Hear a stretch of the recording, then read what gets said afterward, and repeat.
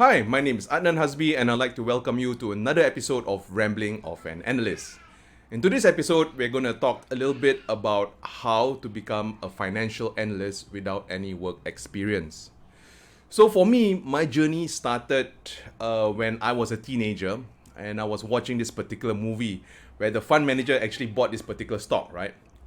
The stock price actually fell, and then there was a dramatic effect, and then after that, all of a sudden, the stock price actually went up.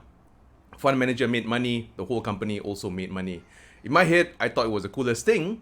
But having said that, I did not know how to become a financial analyst. None of my friends or families also at that point in time, they were involved in the banking sector, and there was no internet. So I remembered working my first job as an accountant. Didn't quite like it.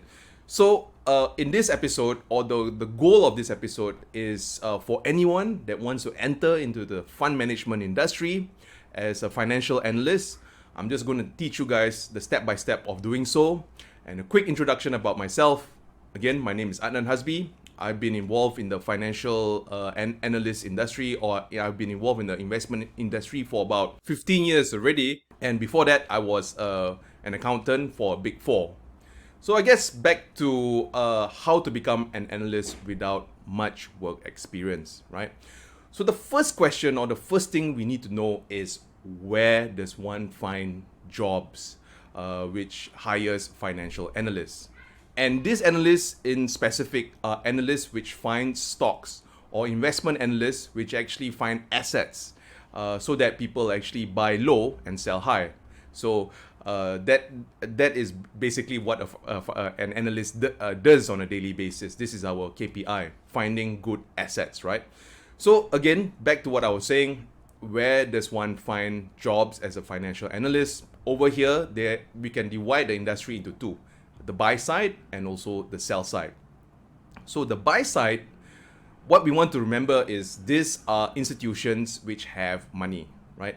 So basically, if we think about what institution that always collects money, this would be the pension funds. Every time when we work on a monthly basis, we contribute towards our pension. On top of that, other institutions could be unit trust. This is where we invest some money. We hope that the fund manager actually helps increase the returns on that particular asset. The third could be maybe schools. Even schools, they have endowments where very rich alumni donates some form of money, right?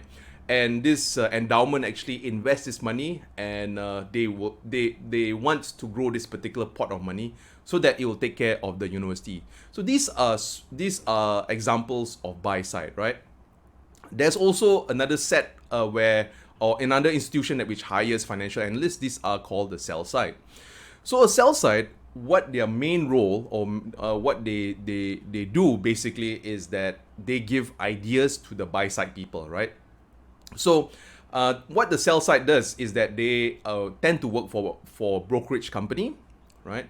And they also have analysts. So over here, the sell side will give ideas for the buy side on what assets to I guess purchase, what asset actually gives good returns, right? So over here, buy side buys, sell side gives ideas, right? And every time when the buy side actually trades on that particular idea, they will get a small commission or small fee. So this will be in the form of brokerage fees.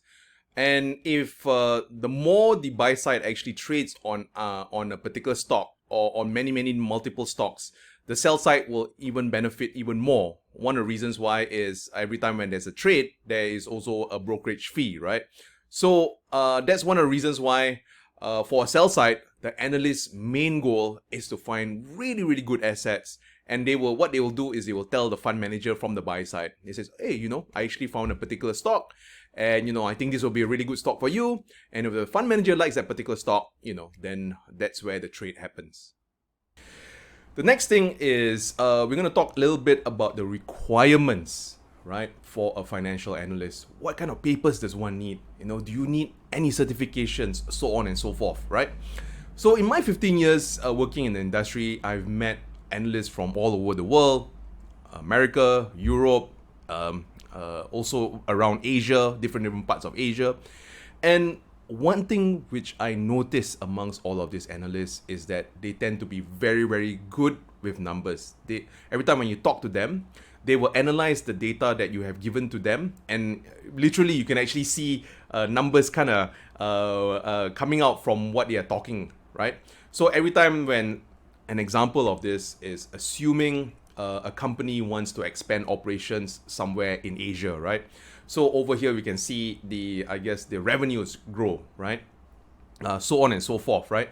So in terms of degree, the most common degrees are as follows: finance, accounting, and also engineering. That's right. Even engineers also. I met some engineers which also entered into the financial analyst field, right?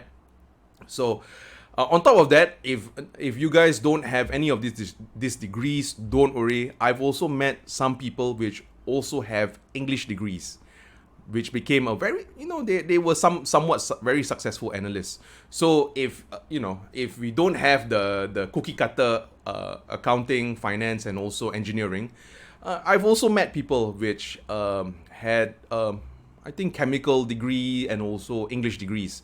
So the whole thing of it all is whether if someone were to give you information, right, whether you can actually interpret that information into numbers, and whether that particular asset or that particular stock will actually grow in value and how much. So these are the skills that you kind of need in terms of degree, right? So in a nutshell, math-based degrees. But having said that, if you don't have math-based degrees, other degrees will be okay, so long as we can perform in our job, right? The next thing is the certifications needed for an analyst. Over here, I've heard people saying having CFA is useful, having a CA, right, or Chartered Accounting paper also is useful. By the way, CFA stands for Certified Financial Analyst, right? These are certifications where people can take, which may be useful for their job. I think over here, what I can say is that the more one learns, the better they get, or the more skillful they get. Basically, what CFA really teaches you is how to read financial statements, how to build portfolios, so on and so forth. But in terms of certification, whether it's needed for an entry-level analyst, I will definitely say it's not really needed, right? But having it actually gives you a small little advantage, right? So, in fact, I've seen many seasoned analysts also, head of research, which didn't get their CFAs and also their CAs, right? All they had was the desire to find really good companies, and they are really good in their jobs, and that's one of the reasons why they became the head of research.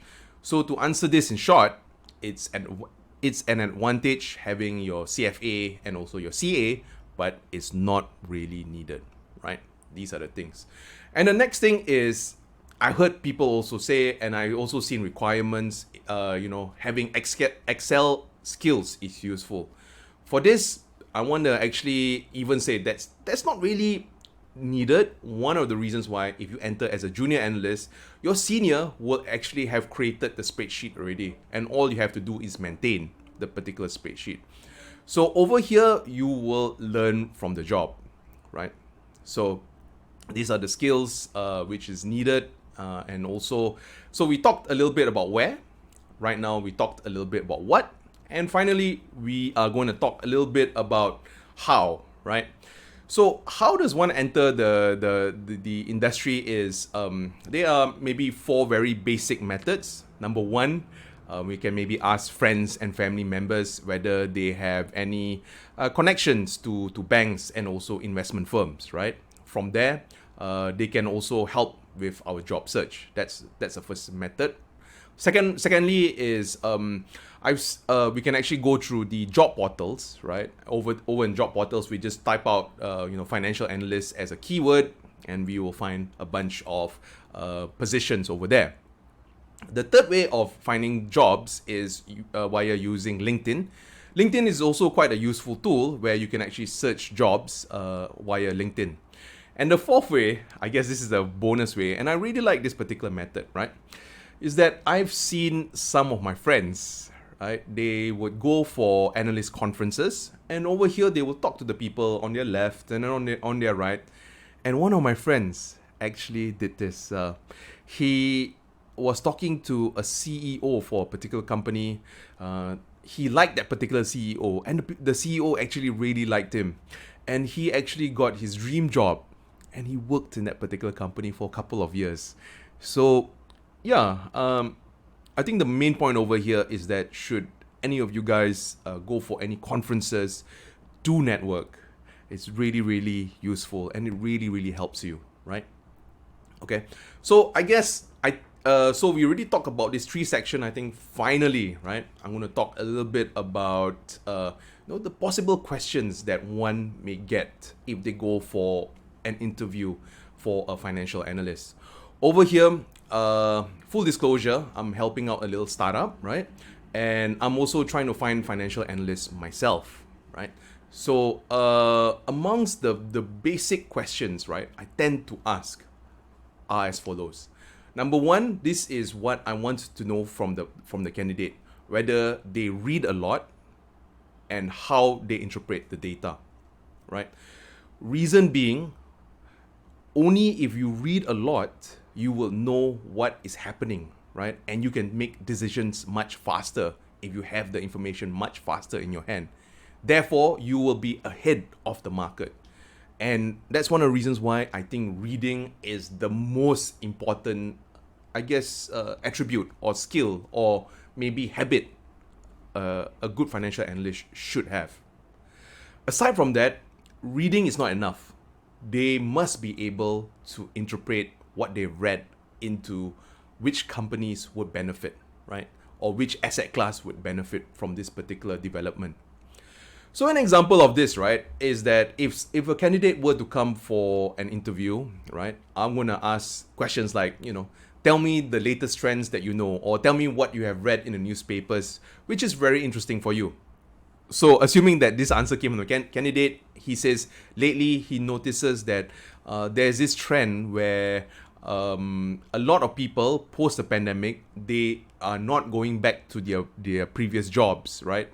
And lately he notices that there is this thing called the Great Resignation, where many people post the pandemic, they just don't want to work traditional employment, right? So that shows that he reads a little bit. And the next question I may ask him is, okay, based on this particular trend, what company do you think would maybe benefit from this? Over here, there's no right and there's no wrong. But I just want to see his analytical mind and how he thinks based on that information, what action can be taken, right? So as I mentioned to you, the main role for a financial analyst is to find undervalued stocks. Remember, buy low, sell high. That's basically it in a nutshell, right? So yeah, finally, I want to say good luck to any one of you that wants to be a financial analyst. And a small little background story about me is that, when I graduated, I was not the smartest kid in school. In fact, I graduated a little below a GPA of 3, right? So I graduated below 3.0. I think it was 2 point something, right? I was not the smartest kid in school, right? And I am a bit dyslexic. So when it comes to reading numbers, it's very difficult for me. But having said that, I had this goal, I had this passion, and I had the determination, right? And whatever doors I could knock on, I would knock. And whatever contacts which I had, I will ask. And lo and behold, I actually got 4 interviews for becoming an analyst. And I actually, 3 of the companies actually wanted me to come on board. So I guess what I want to say is that there's no limit to what you can achieve. If you really have goals, go for it. And if you really want something, just go for it, right? So I wish you guys good luck in your journey towards becoming a financial analyst. And if any of you guys actually land a role as an analyst, and if you found this, video useful, do put it in the comment section. I really want to know. I really want to help. And, being in the industry for so many years, I really want to give back. And I think this is a way I'm giving back by being a content creator. So with that, that's my cue to go. I hope to see you guys in the next episode.